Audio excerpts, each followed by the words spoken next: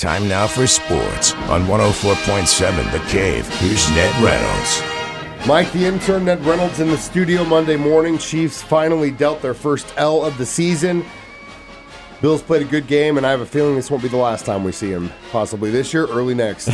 It could very well be in the playoffs. That would be certainly an intriguing situation, to say the very least. I'm a little bit disturbed, and I'll tell you why. Not that the Chiefs lost. You knew it was inevitable somewhere along the line. But it's the manner in which they're getting beaten. And it's not just this game. You've seen it in others. Last week, for instance, Mahomes was sacked 4 times in the game. This time, he was sacked twice. He was pressured big time twice. He was hit 6 times in the backfield. My goodness sake, what is happening to the offensive line? Is it them, or is it a new technique that many of these coaches, you knew this was going to happen? Is it a technique that many of them have designed to beat what the Chiefs are offering?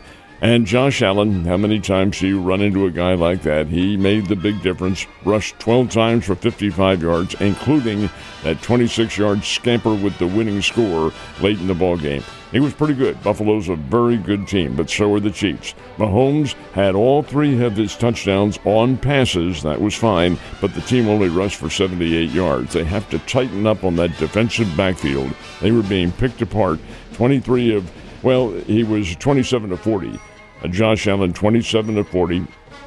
And he was able to come up with some really big plays. Now, the Chiefs won't be facing that type of challenge next week. They've got the Carolina Panthers in Charlotte, and Carolina's not very good. So this should be a pretty good ball game for Kansas City. They need to get back, but they also need to correct some of the problems that they have, and they're not completely finished yet with the AFC West, because there are the Chargers and the Denver Broncos. Broncos not so much, but the Chargers, who are coming on only 2 games back. And again, I agree with the DB thing. I definitely don't think it's the entire offensive line. It's probably just that tackle position, and that's just getting it blown up in our face. But DBs definitely work, and I wish they just abandoned the run yesterday, and it was working. It was working in the first half. It worked in the second half, but they wouldn't. It's just like, no, we're going to have a shootout with Josh Allen. And I just don't understand that mentality from the OC, but it is what it is. And again, at least we can get that undefeated season bug off our shoulders. And now we got the loss, so we can focus on Carolina next week. So how did our college football teams in this area make out this weekend? Well, Missouri State found out what the real high-class teams have to offer, and the highest, the number 1 team in the country, really put it to the Bears big time, 59-21 up in Fargo, North Dakota. And it was over. The Bears didn't help themselves with a couple of turnovers in the early going, but North Dakota State, Mike, is very, very, very good. They could compete well in many of the Division I leagues. Maybe not win them all, but they can compete. And now the Bears, that was their penultimate game in the Missouri Valley. Their final game is this Saturday, and all South Dakota State is the 2-time reigning national champs. It's either South Dakota State or North Dakota State. Pick your poison. Well, North Dakota State had everything going, 575 yards in offense, and much of it on the ground. They really stymied the Bears in every single respect. The Bears could not mount a consistent defense, and very few teams can. After all, North Dakota State's only lost the 1 game to Colorado at the opening of the season and should have won that one out in Boulder. I thought it got taken away from them, but be that as it may, the Bears fall and now get set for South Dakota State, their final game as a Division I AA team, they being the Bears. Next year, they go D1. Missouri let one get away. They had South Carolina beaten, but fell to the Gamecocks 34-30 in the final second. So it will be a very interesting one for Mizzou, because they go to Mississippi State in Starkville this Saturday afternoon, the coming one.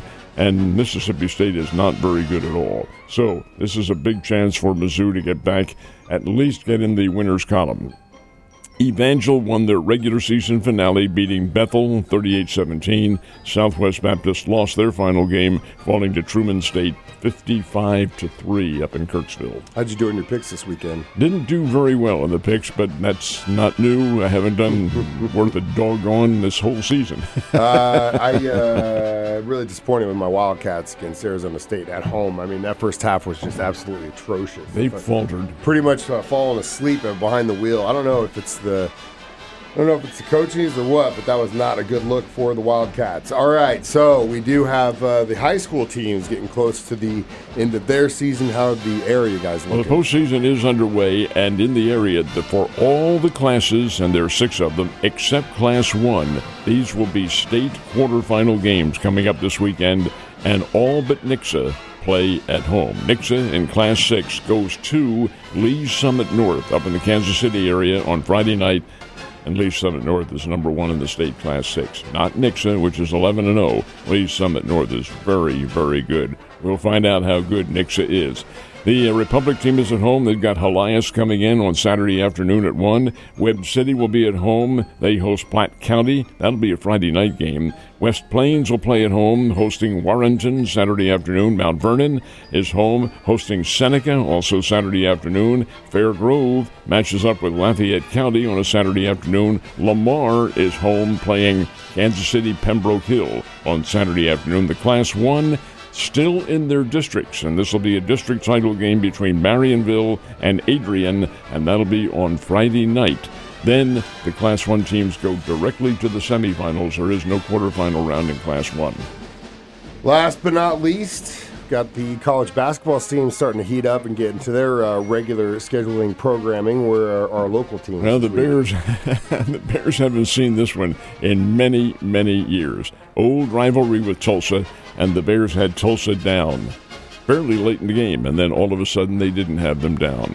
Tulsa came from 14 points down in the second half to tie the game and send it into overtime, and then descended into a second overtime, and then descended into a third overtime. 3 overtimes at the Great Southern Bank Arena before Missouri State finally won it 111-106. The Bears will play Texas Arlington. I haven't played them in many years. Texas Arlington, that'll be tomorrow night. The Lady Bears are on the road tomorrow morning at Tennessee Martin. The Drury Lady Panthers are at Missouri Southern State in Joplin on Wednesday, and the Panthers will host Graceland on Thursday night. That's the men's team at the O'Reilly Family Event Center. So plenty of good sports to be watching. Plenty to choose from almost every single day. Ned, you have a good one. I'll see you tomorrow.